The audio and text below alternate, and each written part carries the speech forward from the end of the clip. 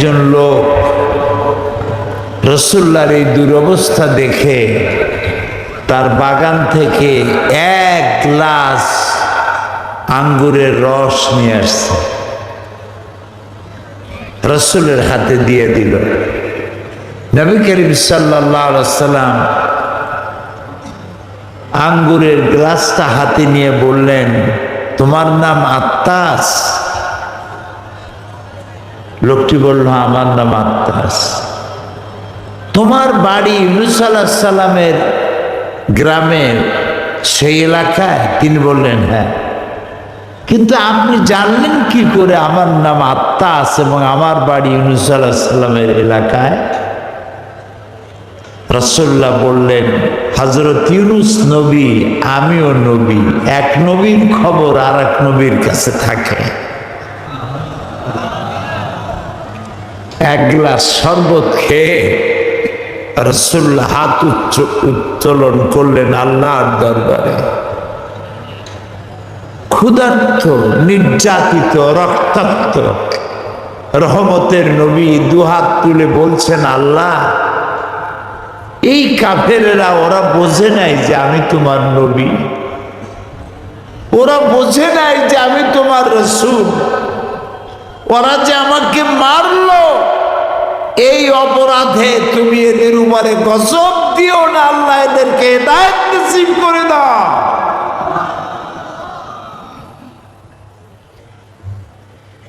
এ হচ্ছে রাহমাতুল লিল আলামিন,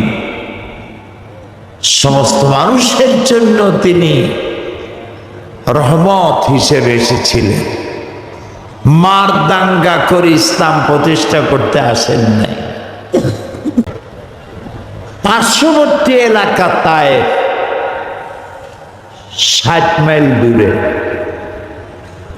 তিনি সেখানে চলে গেলেন যে এখানে তো পারলাম না, দেখি ওই এলাকার কিছু লোক যদি কথা শোনে। সে এলাকায় তিনি চলে গেলেন। 3 দিন বাড়িতে বাড়িতে গেলেন, নেতাদের বুঝালেন। যার কাছে যায় সেই কয়, তুমি নবী? আরে মিয়া, আল্লাহ নবী বানাবার মতো একটা ধনী মানুষ পাইল না, তোমার মতো এতিম গরিব মানুষ আল্লাহ নবী বানাইলো কেন? বাপ নাই, মা নাই, গরিব, তোমারে কেন আল্লাহ নবী বানাইল? বিশ্বাস করি না, নাউজুবিল্লাহ। 3টা দিন না খাইয়া দুয়ারে দুয়ারে ঘুরেছেন। তারপরে যখন দেখলেন যে না, এরা ঈমান আনবে না, তখন তিনি নেতাদের বললেন, আচ্ছা তোমরা তো কেউ আমার কথা শুনলে না, আমি মক্কায় চলে যাই। একটা অনুরোধ করি, আমি যে তায়েফে আসছিলাম এই কথাটা তোমরা মক্কায় পৌঁছায় দিও না, তাহলে ওরা আমার বিরুদ্ধে শত্রুতা আরো তীব্রতর হবে, এই কথাটা কইও না। ওরা ওখানে তো খবর পৌঁছাইলই, আর রাসূল যে পথে যাবেন সেই পথে যুবকদেরকে দাঁড় করায় দিল পাথর নিয়ে। আমার জীবনে একটা বার সেই রাস্তাটা দেখার তৌফিক আল্লাহ দিয়েছেন, যেখানে রাসূল অত্যাচারিত হয়েছিলেন। দুদিকে পাহাড়, দুদিকে পাহাড়, ক্ষুধার্ত নবী, রহমতের নবী, 3 দিনের না খাওয়া। যাইদ সাথে, রাসূলুল্লাহ যাচ্ছেন, যুবকেরা পাথর মারা শুরু করে দিয়েছে। ইট গায়ে মারলে, মাটি গায়ে মারলে তার এক রকমের ব্যথা, আর পাথর মারলে ব্যথাটা কি হয়? শরীর কাটতেছে, রক্ত ঝরতেছে। রাসূলুল্লাহ পড়ে গেলেন।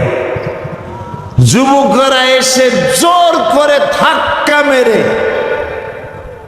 জবরদস্তি করে হাঁটালো, আর পাথর মারলো, আবারও পড়ে গেলেন। আমি সেই 2 জায়গা দেখেছি। যে 2 জায়গায় বেহুশ হয়ে পড়েছিলেন। আবার জোর করে দাঁড় করে আবারও ধাক্কা মেরে হাঁটাচ্ছে। আল্লাহর ফেরেশতারা কাঁদতেছে রাসূলুল্লাহর অবস্থা দেখে। তৃতীয়বারের মতো যেখানে তিনি বেহুশ হলেন, সেখানে ছোট্ট একটা মসজিদ আছে ভাঙ্গা। এখানে রাসূলুল্লাহ একদম বেহুশ হয়ে গেলেন, শরীর থেকে রক্ত ঝরতেছে।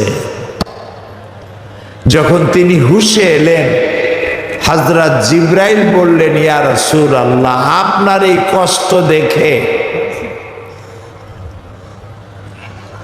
অসহ্য হয়ে গেছে। আমি পাহাড় পরিচালক ফেরেশতা সাথে করে নিয়ে এসেছি, আপনি অনুমতি দেন এই 2টি পাহাড়কে মিলায় দিয়া কাফের গুলাকে পিষা মারিয়া শেষ করে দে। আল্লাহর নবী বলেন, জিবরাইল, আমি যদি হুকুম করি আর আমার হুকুম মতো পাহাড় চাপা দিয়া সবগুলি তায়েফের মানুষগুলি যদি সব মেরে ফেলে দাও, একটা কাফেরও যদি বেঁচে না থাকে, তাহলে আমি কার কানে পৌঁছাবো লা ইলাহা ইল্লাল্লাহু মুহাম্মাদুর রাসূলুল্লাহ।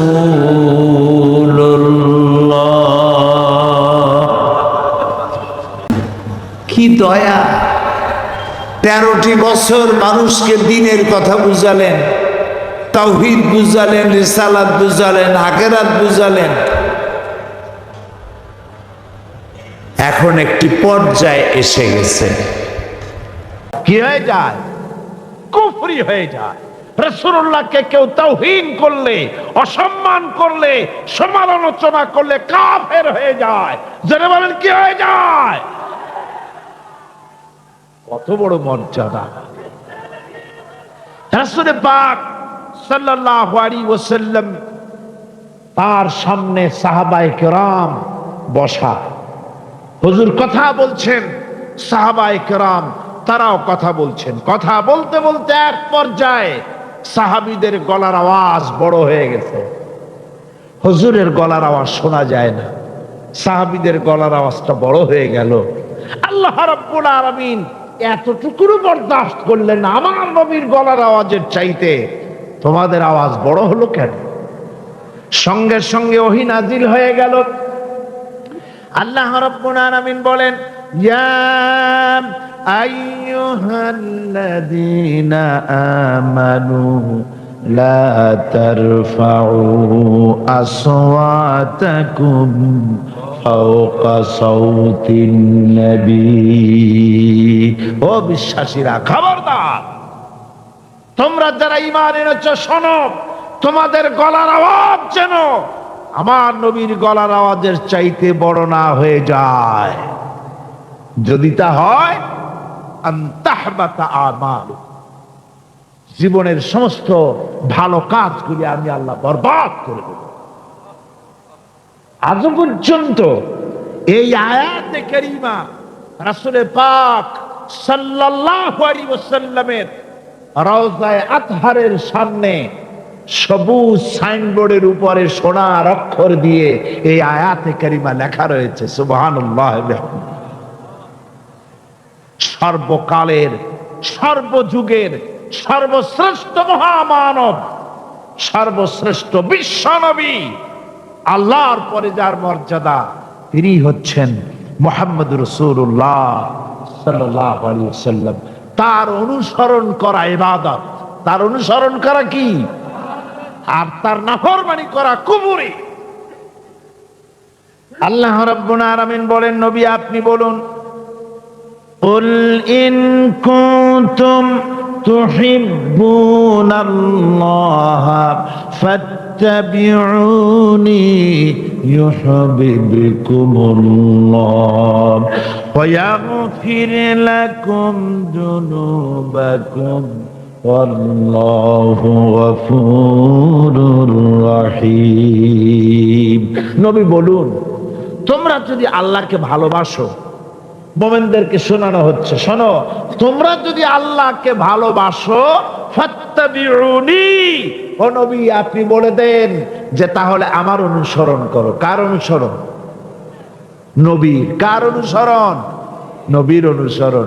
আল্লাহরে যদি ভালোবাসো, এ দাবি যদি সত্য হয়, আমার অনুসরণ করো। আর আমার অনুসরণ যদি করো, আল্লাহ পাক বলেন নবী শুনায় দেন, আপনার অনুসরণ যারা করবে আল্লাহ তাদেরকে ভালোবাসবেন। আর শুধুই ভালোবাসবেন না, তামাম জিন্দেগির সকল গুনাহ খাতা রব্বুল আলামিন মাফ করে দিবেন। জীবনের সব গুনাহ মাফ হয়ে যাবে যদি হুজুরের অনুসরণ করা যায়। বিশ্বকবি, কবি সম্রাট আল্লামা ইকবাল রহমাতুল্লাহ আলাইহি বলেছেন, কি মোহাম্মদ সে वफा तूने तू हम तेरे हैं ये जहां चीज ही क्या लोहो कलम तेरे हैं। মুহাম্মদ সাল্লাল্লাহু আলাইহি ওয়াসাল্লামের সঙ্গে মোহাব্বত জুড়ে দাও, আকাশ আর জমিন তো দূরের কথা, লৌহ কলম পর্যন্ত আমি আল্লাহ তোমার জন্য করে দেব। তুমি মুহাম্মদের হয়ে যাও সাল্লাল্লাহু আলাইহি ওয়াসাল্লাম, তার অনুসরণ করো, তার অনুকরণ করো জীবনের সব ক্ষেত্রে। ভাইরা মা, তিনি হচ্ছেন আদর্শ। ভালো করে শুনুন, এই পৃথিবীতে কোন পীর সাহেব, কোন খাজা বাবা, কোন মাওলানা সাহেব, কার অন্ধ অনুকরণ করা যাবে না। যাবে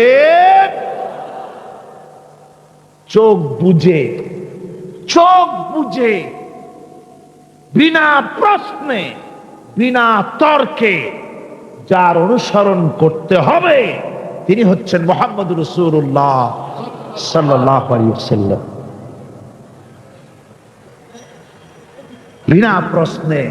কোন পীর সাহেব বললেন সকাল বেলায় 10,000 বার আল্লাহু আল্লাহু করো, আল্লাহ আল্লাহ আসতে হু জোরে, অথবা লা ইলাহা ইল্লাল্লাহ 500 বার জিকির করো, লা ইলাহা আসতে ইল্লাল্লাহ জোরে। আর ইল্লাল্লাহ কোন মুরিদরা তো এত জোরে করে তাতে কলব থাকলেও পারে গেলেও পারে। আপনি ওই পীর সাহেবের কথা মতো এই জিকির করবেন, আপনাকে দেখতে হবে রাসূল পাক সাল্লাল্লাহু আলাইহি ওয়াসাল্লাম এইরকম জিকির করেছেন কিনা। এই মাত্র স্বপ্নে দেখলাম এক ফেরেশতা বলে গেল আমি নাকি পীর, তো তুমি সর্বপ্রথম আমার কাছে মুরিদ হও। বউ বলবে যে এই দান্দাবাজি আমার কাছে কইটো না, অন্য কোথাও পথ দেখো, ঠিক না? স্ত্রী জান দিয়ে দিতে পারে স্বামীর জন্য, ঈমান আনতে পারে। আল্লাহর নবী যখন নবুয়তের কথা হযরতে খাদিজার কাছে পেশ করলেন, হযরতে খাদিজা এক মুহূর্ত দেরি করেন নাই, এক সেকেন্ডও চিন্তা করেন নাই, সঙ্গে সঙ্গে মা খাদিজা পড়েছেন লা ইলাহা ইল্লাল্লাহু মুহাম্মাদুর রাসূলুল্লাহ। জোরে সোরে পড়েন লা ইলাহা, না না ওইটা লা ইলাহা, জোরে পড়েন লা ইলাহা।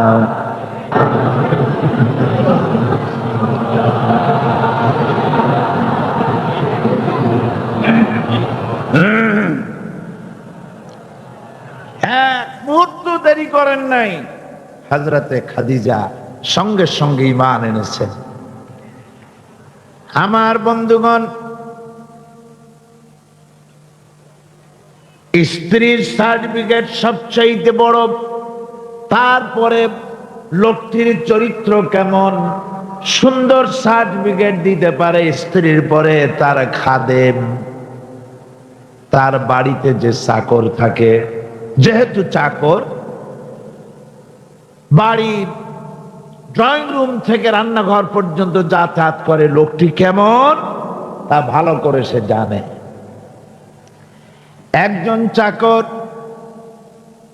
তার প্রভুর জন্য, তার মনিবের জন্য জানমাল সব দিয়ে দিতে পারে, কিন্তু ঈমান আনতে পারে না মনিবের উপরে। আমরা দেখতে পাই রাসূল পাক সাল্লাল্লাহু আলাইহি ওয়াসাল্লাম নবুয়তের দাওয়াত যখন পেশ করলেন, রাসূলের খাদেম ছিলেন যায়েদ বিন হারিসা। হযরতে যায়েদ এক মুহূর্ত দেরি করেন নাই, সঙ্গে সঙ্গে পড়েছেন লা ইলাহা ইল্লাল্লাহু মুহাম্মাদুর রাসূলুল্লাহ। স্ত্রী, তারপরে খাদেম, তারপরে লোকটির চরিত্র সম্পর্কে ভালো করে সার্টিফাই করতে পারে তার বন্ধু। রাসূলের বন্ধু ছিলেন হযরতে আবু বকর সিদ্দিক রাদিয়াল্লাহু তাআলা আনহু। নবুয়ত পাওয়ার আগে 20 বছরের পুরানা বন্ধুত্ব। কত বছর? 20 বছরের পুরানা বন্ধুত্ব হুজুরের সাথে হযরত আবু বকরের। 20 বছরে একটা লোককে চিনতে কিছু বাকি থাকে? কিছু বাকি থাকে। হযরতে রাসূল পাক যখন বন্ধু আবু বকরের কাছে নবুয়তের দাওয়াত পেশ করলেন, তাওহীদের দাওয়াত পেশ করলেন, বন্ধু হযরত আবু বকর 1 সেকেন্ডও দেরি করেন নাই, বলেছেন আপনি নবী হওয়ার যোগ্য। যে চরিত্র আপনার ভিতরে দেখেছি সাধারণ মানুষের এই চরিত্র হতে পারে না। আমি আর মোটেও দেরি করলাম না, আমি পড়ে নিলাম আশহাদু আল্লাহ ইলাহা ইল্লাল্লাহু ওয়াহদাহু লা শারীকা লাহু ওয়া আশহাদু আন্না মুহাম্মাদান আবদুহু ওয়া রাসূলুহু।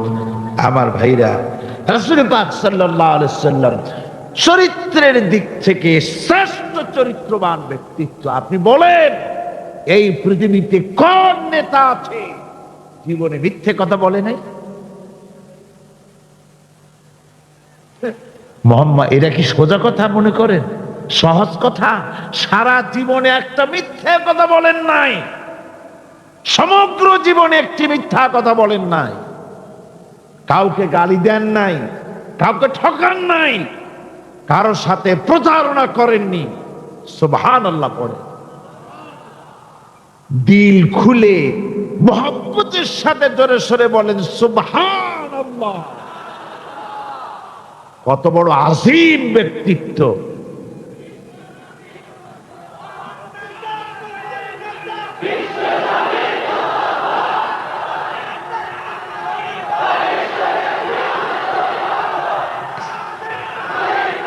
রাসূল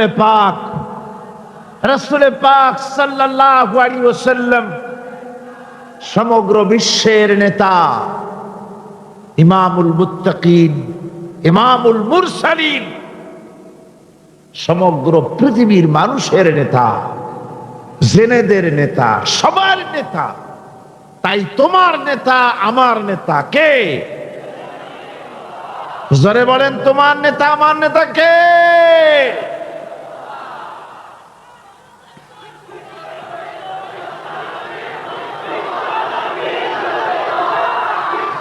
আমার ভাইয়েরা,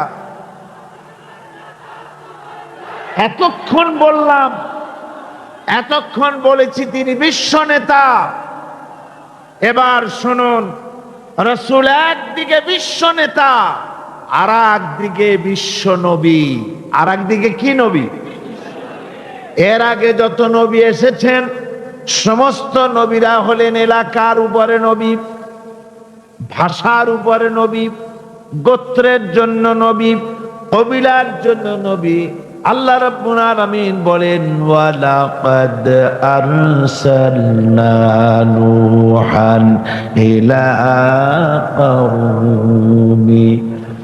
আমি নূহ আলাইহিস সালামকে লাকাদ আরসালনা নূহান ইলা কওমিহি, আমি নূহ আলাইহিস সালামকে তার কওমের জন্য নবী করেছি, শুআয়ব আলাইহিস সালামকে মাদিয়ানবাসীদের জন্য, হুদ আলাইহিস সালামকে তার গোত্রের জন্য, ঈসা আলাইহিস সালামকে বনি ইসরাইলদের জন্য, মুসা আলাইহিস সালামকে তার কওমের কাছে এমনি করে সমস্ত নবীদেরকে তার কওমের জন্যই আমি নবী করে পাঠিয়েছি।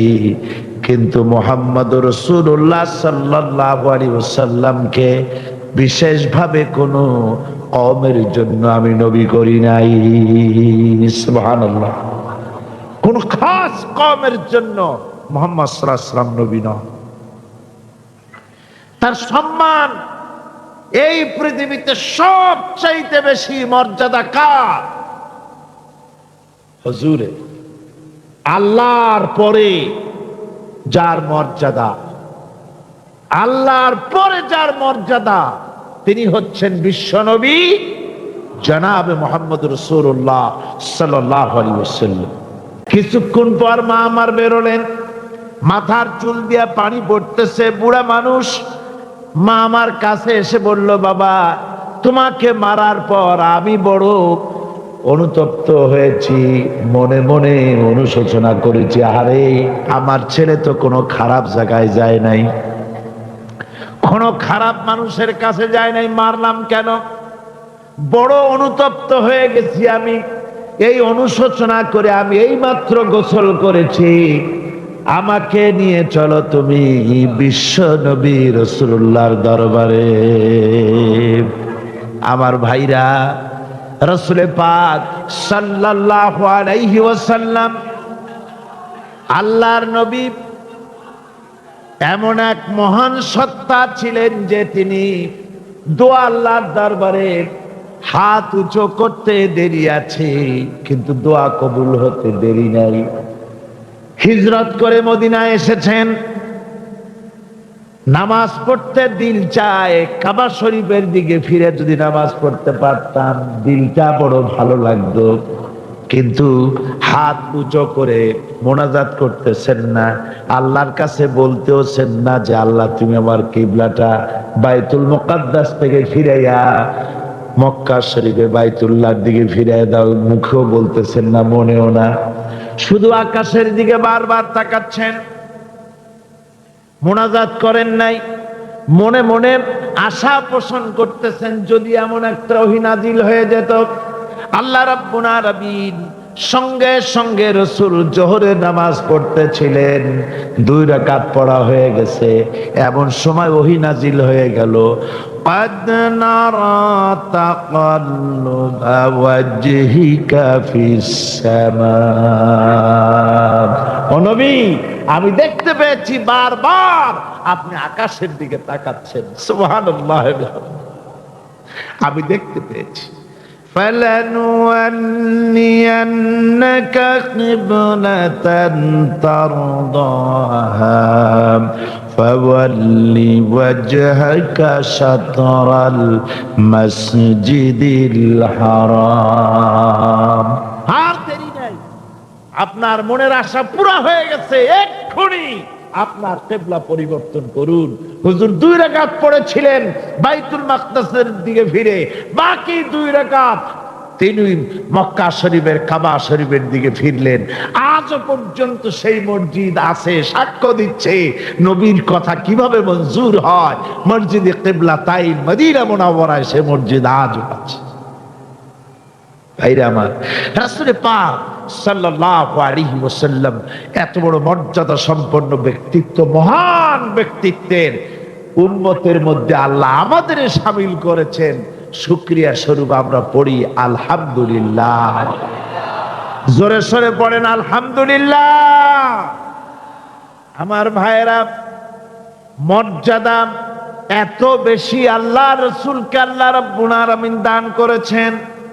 এই পৃথিবীতে কোন মানুষের সঙ্গে যদি আপনি বেয়াদবি করেন, তিনি আপনার বাপ হোক, তিনি আপনার মা হন, অথবা আপনার ওস্তাদ হন, অথবা আপনার পীর হন, যে কেউ হোক না কেন, কারোর সঙ্গে যদি কোনো বেয়াদবি হয়ে যায় তো শুধু একটা বেয়াদবি ছাড়া আর কিছুই না। কিন্তু নবীজির সঙ্গে যদি কেউ বেয়াদবি করে, সেটা শুধু বেয়াদবি থাকে না, কুফরি হয়ে যায়। ঠিক কিনা বলো?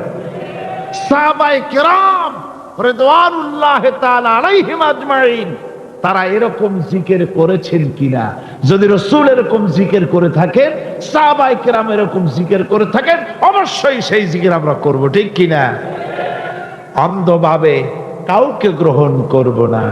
কেউ পাগড়ি বাঁধলো, পেছনটা 6 হাত লম্বা রাখলো, আমার পীর সাহেব, সেই জন্য আমি বুঝি আমিও 6 হাতের জায়গায় বরকতের জন্য 12 হাত একেবারে লম্বা করে টানতে টানতে আসবে রাস্তার উপর, এরকম করব না।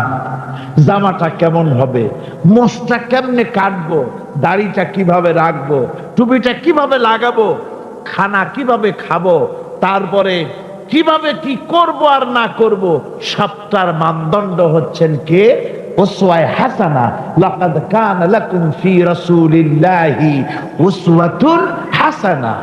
গ্রহণযোগ্য একমাত্র মহত্তম আদর্শ হচ্ছে তোমাদের রাসূল, তাকে দিয়ে গ্রহণ করতে হবে। পায়ের নখটা কেমনে কাটবে, মাথার চুলটা কেমনে কাটবে, আদর্শ হচ্ছেন মুহাম্মদ রাসূলুল্লাহ সাল্লাল্লাহু আলাইহি ওয়াসাল্লাম। ওই রাসূলের অনুসরণ অনুকরণ করে কোন পীর সাহেব, কোন মাওলানা সাহেব যদি বলে, তাহলে তাকে অনুসরণ করা যাবে।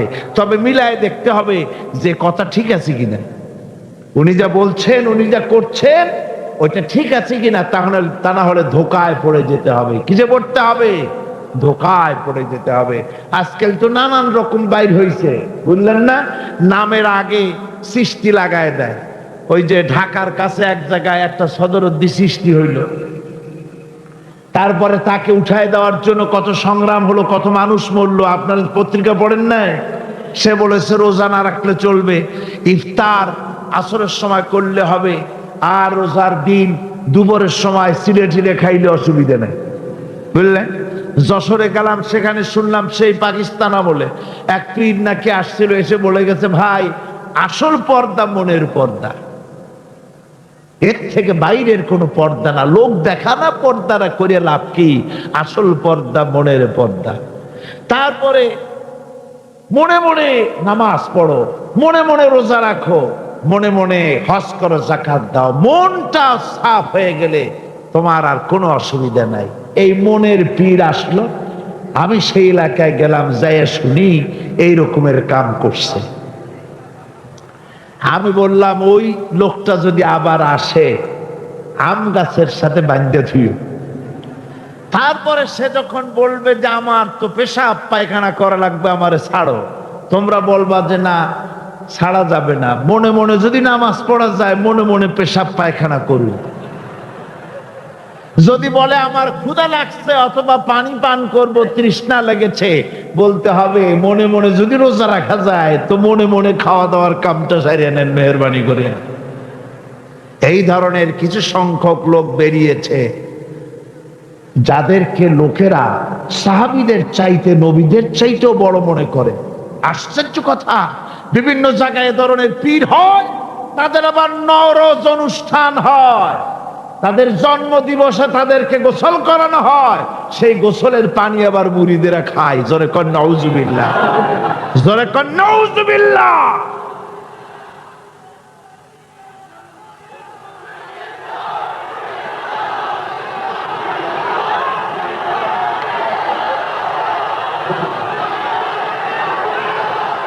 আমার ভাইয়েরা, পীর সাহেবের গোসল করা পানির ভিতরে মুসলমানদের জন্য কোনো বরকত নাই। আছে কোনো বরকত? প্রশ্নে ওঠে না। তার শরীরের কত জায়গা ধুইয়া পানি পড়তেছে, আর সেইটা মুরিদরা খায়। লজ্জা নাই, শরম নাই, ঘৃণা পর্যন্ত নাই। খুলনার এক এলাকা আছে এক পীর সাহেব, তার মুরিদরা তার পায়ের বুড়ো আঙ্গুল চষে, চুষতে চুষতে প্রায় ঘা বানায় ফেলেছে। তা আমি মুরিদদের জিজ্ঞেস করলাম যে তোমরা এরকম পাঁচ আঙ্গুল চষো কেন? কয় যে হুজুরের মারেফত পায়ের আঙ্গুল দিয়ে পেটের মধ্যে ডুববে সেই জন্য। কি কি ধরনের খোরাফাত, কি বিদআত! রাসূল পাক সাল্লাল্লাহু আলাইহি ওয়াসাল্লাম যা করেন নাই, সাহাবায়ে কিরাম যা করেন নাই, সেগুলি চালু হয়ে গেছে সমাজে। এর থেকে বাঁচতে হবে, আপনাকে মনে রাখতে হবে, কলিজার মধ্যে ঈমান রাখতে হবে। কোন পীর সাহেব, কোন মাওলানা সাহেব ফু দিয়া আমার ভাগ্য ভালো বানায় দেবে অথবা আমাকে ভাগ্য নষ্ট করে দিবে, আমি আল্লাহর কসম তা বিশ্বাস করি না। আমার ভাগ্য,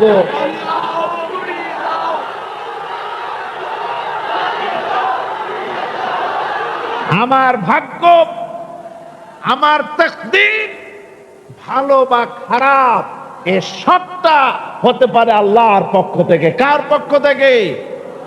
জোরে বলেন, কার পক্ষ থেকে? আল্লাহর পক্ষ থেকে হতে পারে। সুতরাং আজকে আমাদের দেশে বহুত নকল বেরিয়ে গেছে। পীর মুরিদি একসময় খুব ভালো ছিল, কিন্তু যে জিনিস যত ভালো তার নকল বেরোয় তত তাড়াতাড়ি। তবে আলহামদুলিল্লাহ, এখনো আলহামদুলিল্লাহ কিছু হাক্কানি পীর এখনো আছে যারা সমাজের কাজ করেন, যারা ওইভাবে কদম বুসি নেওয়ার জন্য পা আগ বাড়ায় দেয় না। সেই জন্য বলছি যে আমাদের ইত্তেবা করতে হবে রাসূলের। কার ইত্তেবা করতে হবে? যারা রাসূল করেন নাই, যা সাহাবায়ে কিরাম করেন নাই, তা আমরা করতে পারি। এই জন্য আমার মুসলমান ভাইয়েরা, আল্লাহর প্রতি ঈমান, রাসূলের প্রতি ঈমান।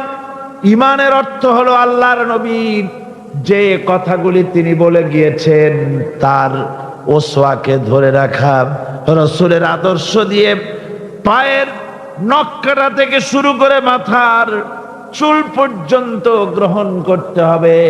নবী মুহাম্মদুর রাসূলুল্লাহ সাল্লাল্লাহু আলাইহি ওয়াসাল্লামের তিনি যেভাবে যা করেছেন তার উল্টা পাল্টা একটাও করা যাবে না, সব করতে হবে কার কথা মতো? রাসূল পাক সাল্লাল্লাহু আলাইহি ওয়াসাল্লামের কথা মতো। রাসূলের প্রতি ঈমান এর অর্থ হলো তিনি হচ্ছেন আইনদাতা। তিনি আইন ও বিধান দিয়েছেন আল্লাহর পক্ষ থেকে। আইন ও বিধান কার পক্ষ থেকে দিয়েছেন? আল্লাহর পক্ষ থেকে। তিনি যে বিচার করেছেন সেই বিচারক হিসাবে তাকে গ্রহণ করতে হবে। তিনি যে বিধান দিয়েছেন সেটাই মানতে হবে। তিনি শাসক ছিলেন, তিনি রাষ্ট্রপতি ছিলেন, তিনি সব ছিলেন, সকলের জন্য তিনি আদর্শ। তিনি যুবকের আদর্শ, তিনি নানার আদর্শ, তিনি স্বামীর আদর্শ, তিনি পিতার আদর্শ, তিনি রাষ্ট্রপতির আদর্শ, তিনি সেনাপতির আদর্শ, তিনি শ্রমিকের আদর্শ, তিনি সকলেরই আদর্শ। ঠিক কিনা কর? সকলের আদর্শ। রাসূলুল্লাহর সুন্নত দুই রকম। সুন্নত কয় রকম? এক শ্রেণী, এক ধরনের সুন্নত আমল করা সহজ, আর এক শ্রেণীর সুন্নত আমল করা কঠিন। ঠিক কিনা? আমি কিন্তু সুন্নতের মর্যাদা সম্পর্কে কথা বলছি না, আমি বলছি আমলের ব্যাপারে ধরনটা। এক শ্রেণী রাসূলের কোন সুন্নতের কদর কিন্তু কম নয়। আকাশ আর জমিন বিক্রি করলেও রাসূলের একটা সুন্নতের সমান মর্যাদা হবে না। রাসূলের সুন্নত পালনের মধ্যে দুই ধরনের। একটা সুন্নত হচ্ছে পালন করা খুব সহজ, আর একটা পালন করা কঠিন। সহজ সুন্নত হলো চোখে সুরমা লাগানো, সহজ সুন্নত দুপুরে খাইয়া আরামে ঘুমানো, সহজ সুন্নত হলো কদু খাওয়া, সহজ সুন্নত খাবারের পরে মিষ্টি খাওয়া। এগুলি হলো সহজ সুন্নত। আর কঠিন সুন্নত হচ্ছে বদরের প্রান্তরে কাফেরদের মোকাবেলায় দাঁড়ানো। কঠিন সুন্নত হচ্ছে উহুদের ময়দানে দান্দান মোবারক শহীদ করার সুন্নত। কঠিন সুন্নত হচ্ছে বাতিলের বিরুদ্ধে মানুষের তৈরি করা মতবাদকে উৎখাত করে আল্লাহর জমিনে আল্লাহর দ্বীন কায়েম করার সুন্নত। আমি আজ এই বিশাল জনতাকে জিজ্ঞাসা করতে চাই, আপনারা রাসূলের সহজ সুন্নত আমরা যেভাবে পালন করব, কঠিন সুন্নতটা পালন করতে রাজি আছেন? তাহলে বাংলাদেশের বুকে ধর্ম নিরপেক্ষতার মুখে লাথি মেরে কোরআনের রাজ কায়েম করতে রাজি আছেন? দুহাত উঁচু করে দেখান। আলহামদুলিল্লাহ, আলহামদুলিল্লাহ।